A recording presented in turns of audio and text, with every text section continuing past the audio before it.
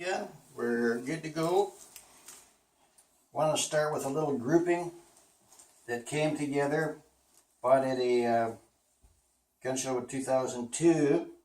This is 3 daggers that were taken from Chinese bandits who were harassing the Tai Min Hop Railway in China in 1912.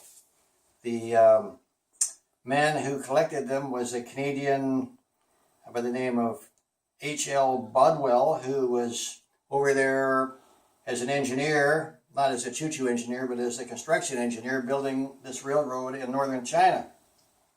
The 3 daggers are all individually different and definitely most interesting from my perspective because you can date them all, as I said, from 1912, and they are all definitely bandit daggers who were undoubtedly disposed of. Probably the most interesting one is this example, which has the owner's name on it, who my neighbor tells me is Zhang Wing. And the scabbard is partially there. I'm not sure how this exactly works under this circumstance, but it is one of the nastiest weapons. This is a massive blade, still extremely sharp. This would cut through anything or anyone like that. I assume a knife of this quality, he was a bandit chief. Whereas the other 2 examples are just lower level bandit. This is a typical Chinese dagger. Very basic with sort of a carved horn grip. But is that a horned grip on the white one there, Fred? I believe that's bone. Bone. I don't think it's average, probably bone. I haven't had it actually tested, but probably bone. When in doubt, take the lower. But what's nice about this weapon, on the scabbard, the owner H.L. Bodwell, who went on to become an officer in the 47th Canadian Infantry Battalion in World War I out of New Westminster, BC, and also written after his name is Section Number 7, U-Hop Railway, Tai Min Hop, China. And the poor bandit, this is the lower end, poor fellow here, this is almost like a chopper, still has the original wood scabbard and cloth wrapping, which is nice. Obviously carried in a sash, and it's pretty basic. Very crude, almost something you'd expect to find in a kitchen or whatever, but definitely a 1912 Chinese bandit's knife, without fail. Now, this is an interesting piece that I've got from England in the early 1970s. It was 1977 actually, from a dealer in Birmingham. And it started life as a Turkish Mauser bayonet, full length with scabbard. It was cut down to knife size. And the vendor who brought it in claimed that he had picked it up in Gallipoli off of a Turk at full length and personally cut it down, the scabbard and the bayonet, took off the quill and tip, the barrel ring, into a trench knife and used it himself for the rest of the war. And it has his initials TL on it. Whatever it may have been, the vendor did not pass on to me his name and other details, as they're usually unlikely to protect the identity of the owner and also what they paid him for it. This is a Turk yet again. Relic, as you can see. These were used by the Turks for probably 200 plus years. This was picked up by a friend of mine's co-worker who journeyed over to Turkey and at a flea market in Constantinople acquired this from a vendor who said that it was recovered from a reburial outside the city and asked her not to pass this information on. It was a rusty old, yet again, sword. Was the wood just split on the end, or would there have been more metal to the pommel or something in there? No cross guard, that's it. Really? The ear-shaped pommel, I have another yet again, and they're basically identical. They varied in blade length, but it was the Ottoman sword, one of the favorite standard, Ottoman being a big empire. This was pretty much their classic sword up until turn of the century. By World War I, There's always some outlying tribesmen that may still carry similar types, but again, a bit of an issue here, what to do. It's still live rust in here. I got to take off. I'd like to stay away from the wire wheel and such nonsense, but little rust remover oil and maybe some copper or brass wool, which will work on rust but will not scratch steel, because the brass, copper, bronze is lighter than steel and will not scratch it or harm it. So be wary of over restoration. Once it's done for the next several decades.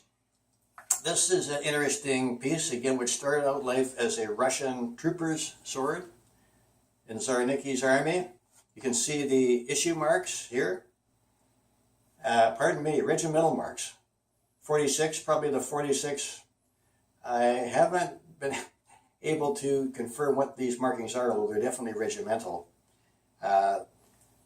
This was picked up during the Russian Civil War by an American sailor whose ship landed in Vladivostok, and he went ashore and managed to acquire some souvenirs, mainly photographs that he took of Czechs and White Russians and the locals, so forth, but acquired this sword, which was cut down, believed to be maybe by a Red into a fighting knife, and then probably captured from him, although the exact story is not known.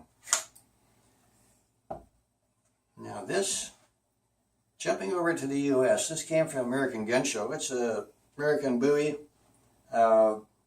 These were individually made and supplied throughout Civil War, pre and later. They claim that the earlier ones are the bigger ones, when they were more inclined to muzzleloader or single-shot guns. And later on, when they had 6-shooters and Winchesters, they didn't need the big Bowies, and they went to smaller and smaller blades. I've heard that the grip, the steg grip may have been replaced. It may well be. No expert eye, but it had a nice look to it, and I was happy to pick it up. And it's definitely an old Civil War era piece. As a companion piece, a friend of mine was a Civil War collector for years and years and years, and he bought this dugout relic from an American dealer. Someone had painted on years ago Shiloh, which was, of course, the 1862 battle. And this is obviously a blacksmith-made oversized Bowie, which has lost its grip, been banged and dented, and looks like hell. But I have no doubt that it is the real deal, that some farm boy had made at home for a nice big Bowie and either got chucked or lost during that campaign. And I remember him showing it to people at gun shows and them turning up their nose and saying, "Oh my God, what a piece of crap that is." But some of the most historical pieces are not the prettiest, so that's just the way it is. Now, this short sword was bought by my father, actually, in 1961 in Europe, and it's a very nice piece. It's the only one of this type that I've ever seen exactly like this. Has a nice early sawback on here. It's a sword, of course, for artillerymen, pioneers, and it's one of the earlier ones. It is 18th century, later part, and it's Austrian Empire. Nice old bone grip. I've had a lot of collector dealers come down and say, "I want this," and I say, "Sorry, it's not for sale." Of my father's old swords that he bought, this is the only one that I've kept. So definitely my favorite. Okay, we'll branch out just a little bit. This has been, the blade's been nickeled by some overzealous collector, unfortunately. The blade is actually an Italian heavy cavalry sword. It's been put onto an Ethiopian native grip or shotel. And just to further things, there's an Italian coin that's been used into the pommel of Emmanuel II, and the date's almost gone. But with those on there, it's strongly believed that these components, the blade and the coin, were acquired during the Italian disaster at Ottawa in 1896, when at that time I think it was the largest defeat of a European army by an African country. And I forget how many Italians were killed and captured, but it was an absolute disaster. That's why Mussolini apparently went into Ethiopia in 1935 to avenge that. I was told that a lady had, on a trip to Ethiopia in the 50s or 60s, had bought this in a bazaar or whatever, and it came back. And I guess the people in the bazaar thought a shiny blade was better than a aged iron blade, but a reasonably historic piece. This is an old Spanish, I'd like to say conquistador, although it's later than that, but a Spanish officer sword from South America. Picked up by a local collector on a tourist trip down there some 20, 30 years ago. It's probably been used for decades. It's a crude guard, may have been recast in South America. Not sure, the grip is shrunken and cracked. It's engraved on the blade in Old Spanish, por my ley, L-E-Y, and por my rey, which is, and for my king. I believe that is, in my rough translation, something like by my life or whatever.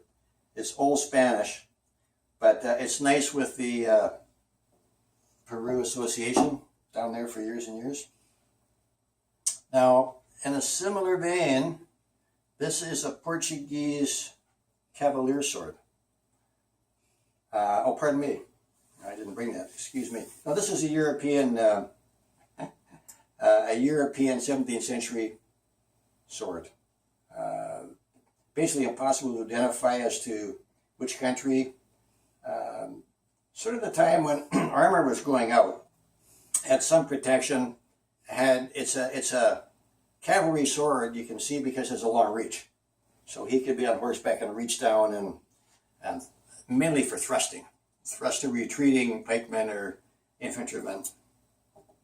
Actually, this sword, I'm sorry for confusing it with the Portuguese sword, but when I got this sword from eBay from an American dealer, and the pictures were somewhat misleading, because when it turned up, this much of the blade, the tip, was curled into a curlicue like a pig's tail. So presumably the kids couldn't stab each other when playing with it. Fortunately, I had a restorer who was very proficient. He managed to heat it up red hot, straighten it out, and you can't tell today. So I was very afraid that it would be broken off, but it looked like hell with that. So the dealer was being a little bit cute, or not representing that in the most honest light. Now, this is a classic British trooper's sword.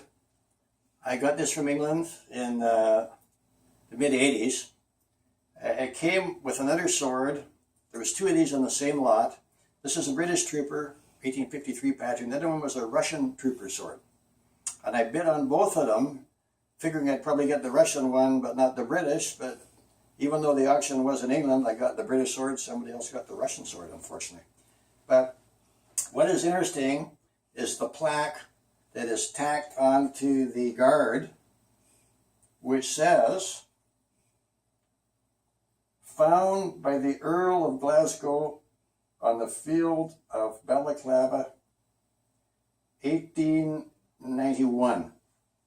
Balaclava, of course, was in the Crimea, where the British were involved with the charge of the Light Brigade and the Thin Red Line and the Element, Inkerman, and all that. So 1891 would be 64, 74, 84, like 37 years after the battle, presumably lying out in the outback, and the Earl and his Batman and Squire or whatever were out rooting around and found these swords and picked them up and tagged them and brought them back. So I have no doubt that the tagging is authentic and the sword was abandoned there by a British trooper under unknown circumstances.